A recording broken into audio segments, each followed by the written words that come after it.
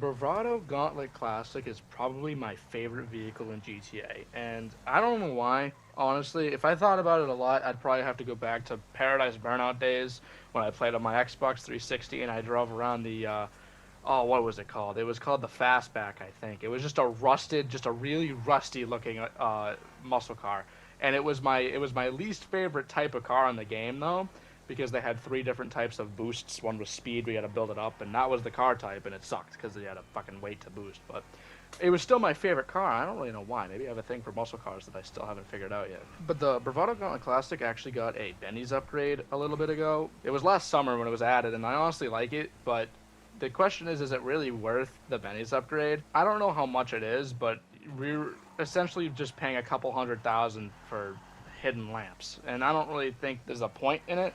There's no hydraulics for one. The exterior is bland if you're not really good at customizing vehicles, and the interior can be extremely bland because there's nothing to choose from except a couple dials, and honestly, I think those look boring. But the car itself is really nice, though. It sounds amazing. It looks great when you do it right, and it's just really fun to drive because there's so much power in the rear wheels, so you just start going and it's just spinning immediately, burnouts all day long. So at the end of the day, yeah, I would recommend this vehicle to somebody, but I wouldn't recommend doing the Benny's upgrade unless you have the money for it and you're not worried about damaging your bank account, because it will do that to you. It's a fun car to have because you can listen to music and just drive around if you're doing that, or you could just drive around with your friends. It's fun to have.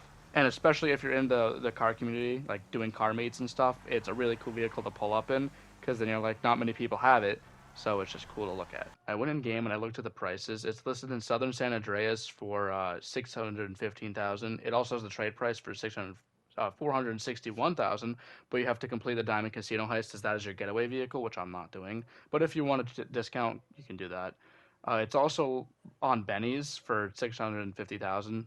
There too, of course, it's there, but you can't get the trade price there, so go to Southern San Andreas if you're looking for the trade price. The Benny's upgrade itself is 815,000, which is crazy. Honestly, you're paying 1.4 mil for what? The hidden lamps, and that's about it. So basically, to cut it short, I wouldn't recommend the Benny's upgrade. The vehicle itself, if you're not going for the Benny's upgrade, it's amazing. I love it. It's been my favorite vehicle even before it was a Benny's car. So I would recommend that. The 615,000 isn't that bad, but the 815,000, yeah, that's not what we want. If you have a lot of money like I do, it's not a big deal. But if you don't, I wouldn't recommend it. If you're saving up for it, don't. It's not worth the grind, unless you just really, really, really want it. But yeah, that's the end of the video. Thanks for watching. I'll see you guys later.